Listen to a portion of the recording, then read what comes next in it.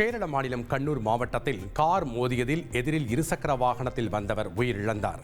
புன்னச்சேரியில் முன்னால் சென்ற இருசக்கர வாகனம் திடீரென வலதுபுறம் திரும்பியதால் அதை இடிக்காமல் இருக்க கார் ஓட்டுநர் காரை திருப்பினார். அப்போது எதிரே வந்த ஒரு இருசக்கர வாகனத்தின் மீது கார் மோதியது. இந்த விபத்தில் கவினிச்சேரியைச் சேர்ந்த ராஜேஷ் பலத்த காயமடைந்து சம்பவ இடத்திலேயே உயிரிழந்தார். விபத்து தொடர்பான சிசிடிவி காட்சிகள் வெளியாகியுள்ளன.